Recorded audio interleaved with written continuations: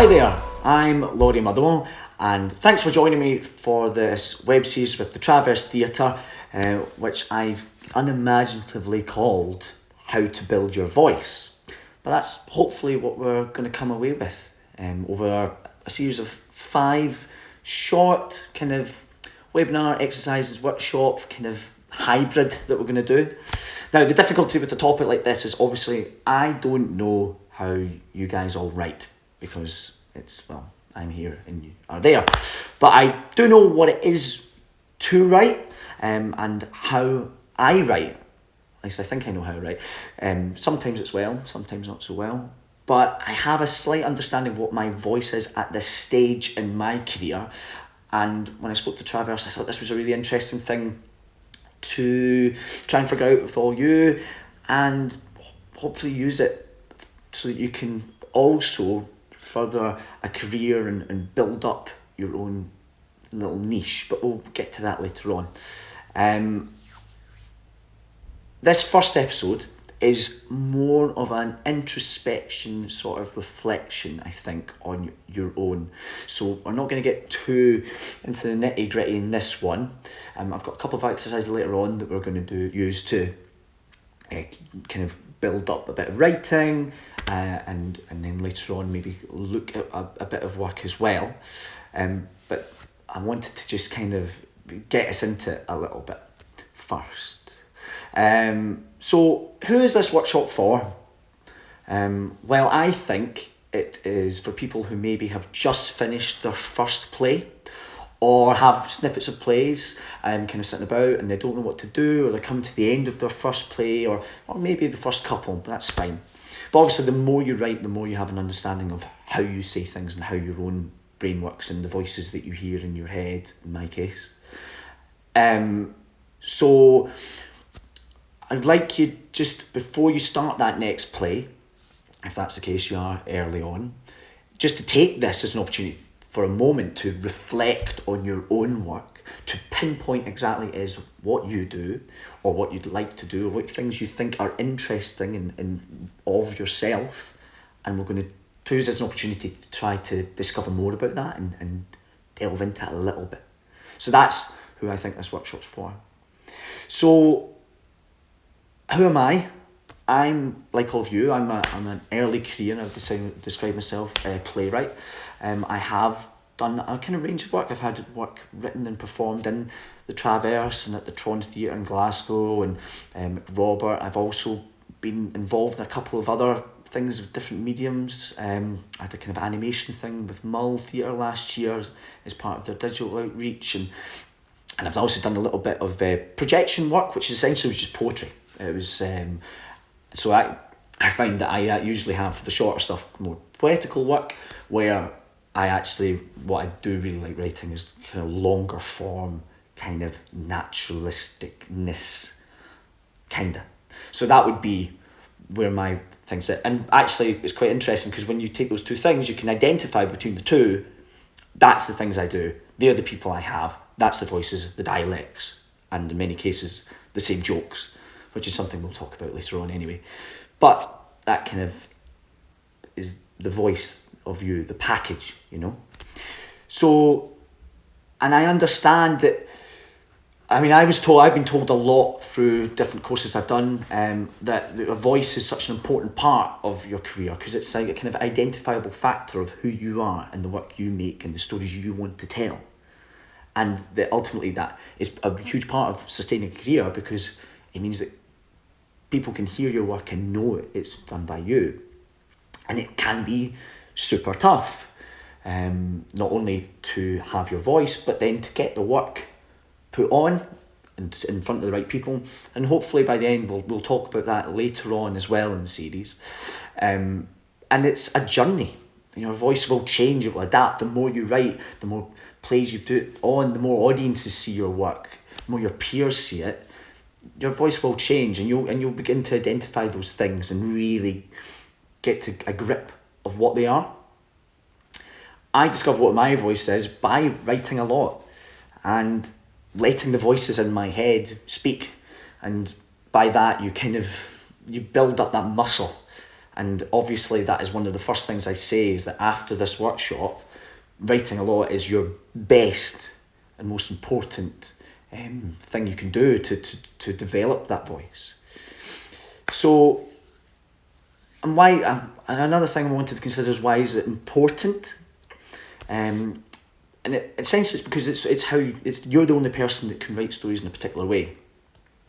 And a big part of that is trying to ignore a lot of the self-criticism we come, which I think is probably the biggest enemy to developing your voice, is not thinking that it's original enough, or not, or maybe in so many cases having imposter syndrome, thinking that you're not writing things the right way. And I think later on we'll talk a wee bit more about maybe truth and authenticity and how that's a major part. But at the moment we won't get too into that. But you being the only person that can write that thing is a really interesting thing to hold on to. And the fact that you're telling a story that you want to tell and you want to see. If you can do that, think that is a main consideration in your work, then that'll be a really good launching pad for you to dig a bit deeper. And a big part of that is by trusting in that voice, leaning into it, and just using it. So that's what I'm hoping by the end of this session, is that we'll have more of an understanding of how to discern voice in work, and then hopefully we can retroactively use that within your own work. So we'll move on to the next thing. And so what I think we're going to do now is we'll just take time to just do a wee exercise, just to give you a bit of writing time. And the great thing about a setting like this, with you being there and me being on the other side of the lens, is that no one will see your work. It's entirely for you, and no one will ever hear it, which is great, but maybe something great will come out of it, which will also be good. So I'm going to ask the exercise is a little bit imaginative, so just bear with me a wee second. But I want you to imagine that you're going to a bookshelf and that you're picking up a book. I want you to open that book, and I want you to write down what it is you're reading in that book. Now it will take 5 minutes, which is a bit longer, but just take your time, open the book, read it, and write down what it is that you're reading in that imaginary book. Now if you get stuck, a really good thing to do is, instead of sitting there with blankness, kind of letting the time tick by a wee bit, write down the last word you wrote, keep writing it until that new idea or the new word comes in. And something interesting might come out of that. But this is entirely for yourself. Take 5 minutes, and I'll see you in 5 minutes' time.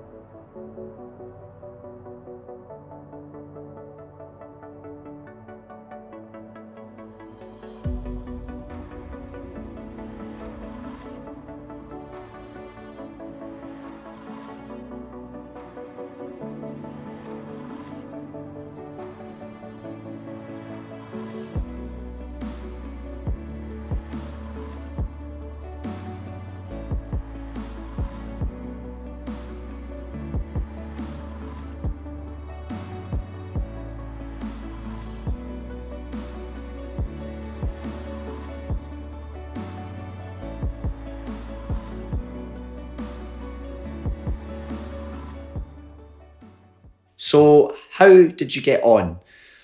Hope you got a kind of wee bit of writing there. And the idea really is just to give you that instant sort of example of your own writing. We're not going to look too deeply into that specific piece of text, but it was just to see from what perspective do you write from straight away? Where does your mind go?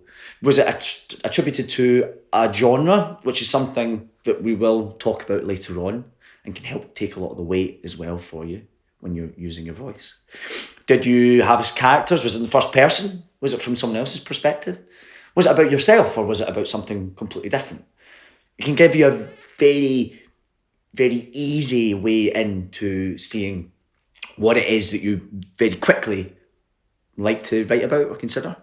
So just hold on to it. Don't think we're going to do anything with it, but it's useful to have, and it's something quite nice, and maybe something really cool came out of it as well. So I think that's a good example of how it is that you make work, and what exactly is your voice within that work. And that is a representation of how you see and how you'd like to represent the world to other people. You are distinctive, no matter all those fears that you may have. You are completely distinctive, and the way you write and your voice is integral to that distinctiveness, and it is what makes you distinct. And we all have one already. Even people who have not done a huge amount of writing before, you have a voice. And it's just about mining into it, finding the exact things that kind of make you tick, and bringing those to the front to show to other people.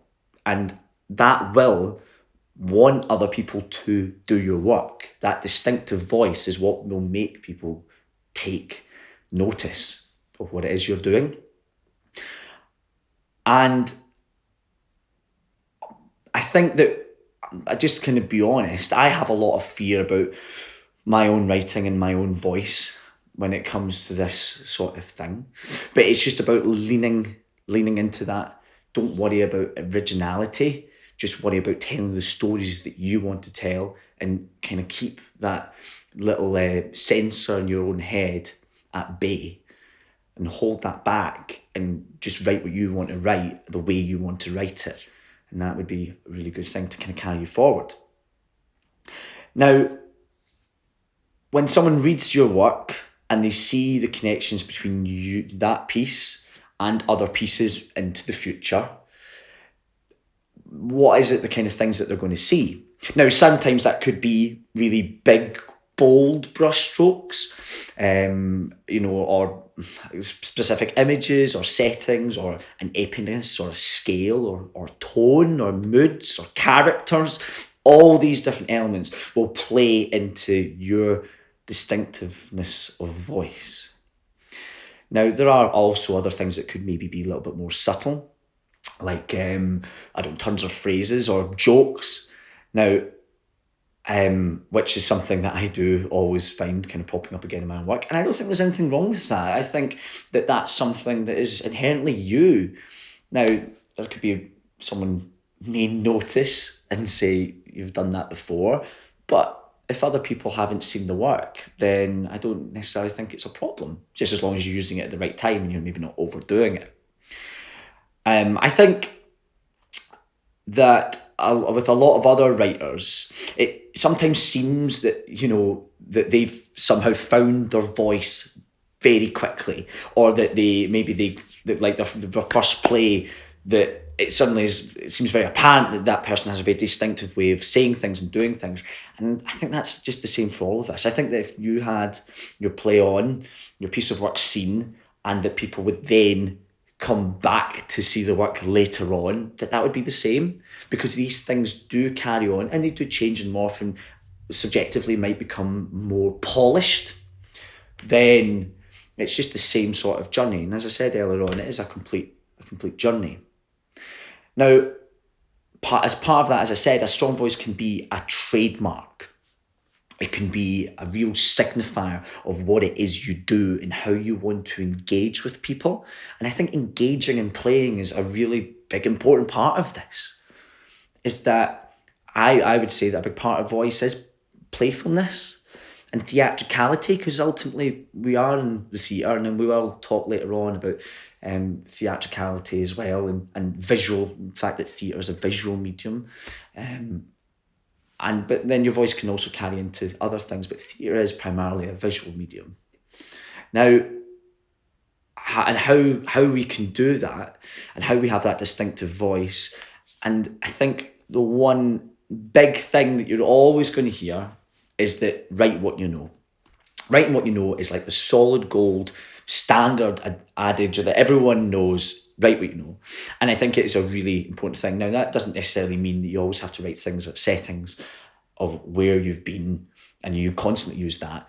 But you can know something within the context of another landscape and use that to propel your narratives forward. And it works. Like, I mean, I think everything that I've written has got some element of something that I know or I'm interested in and I want to explore. And ultimately, all theatre is about exploring something. But I want you to play with it as well. Now, as part of that, I've got an exercise that I want you to do now. And it's not unlike the previous one, where instead of imagining a book, I want you to, if you can, find a piece of text by a writer that you really admire, like one of your favourite writers, and preferably if it's a play. Like if you could find a text of your favourite playwright, I want you to open that up and find a piece of text. Now, if one comes to mind, fantastic. If not, take time, pause the video, shut me up for a minute, and go and find a bit of text that you really like.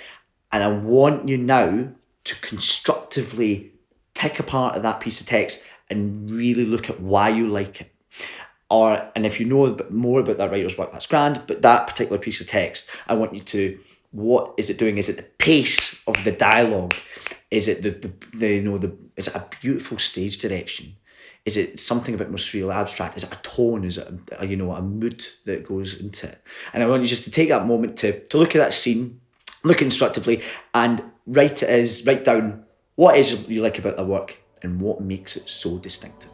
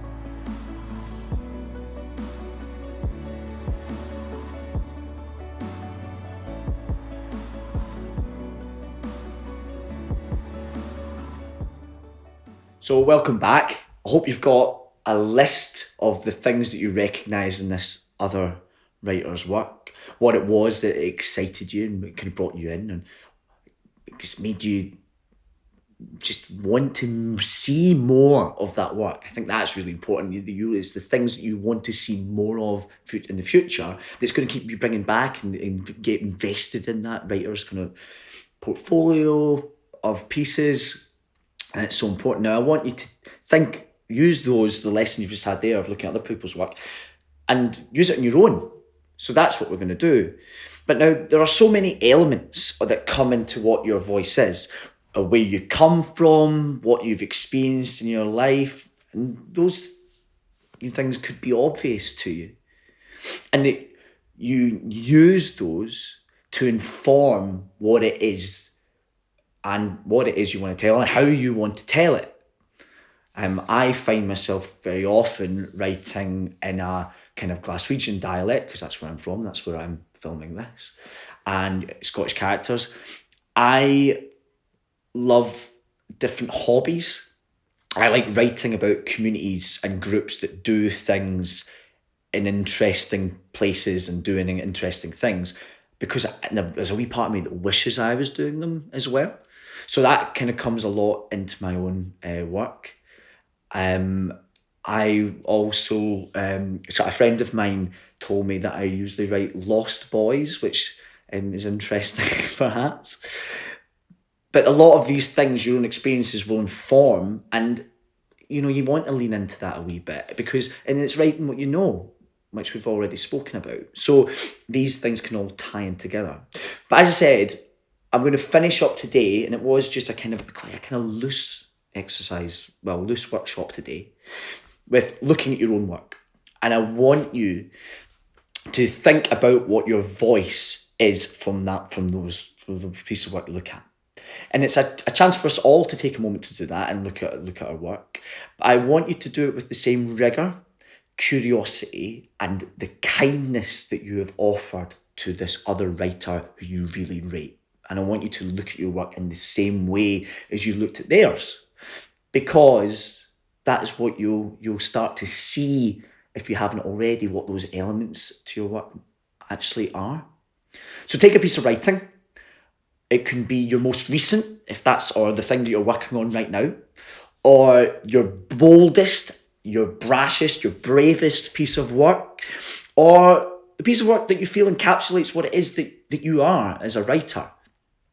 And I want you to look at it and consider how your characters speak, or the style, the way that you piece your scenes together. Is it fluid? Is it episodic? The way you use time?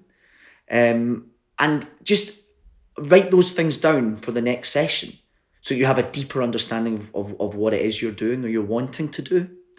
Don't think too much as in about wanting, I really love to write that way. That's not what we're here for. I want you to figure out the way that you are writing, and we will dig into that deeper. And that means that we are building that voice up.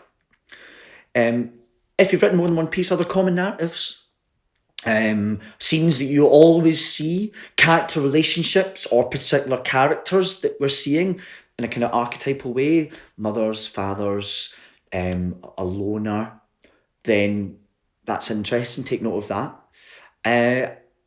And just think about what it is that makes your work yours, and then how you show that to people. Thanks for joining me for this one.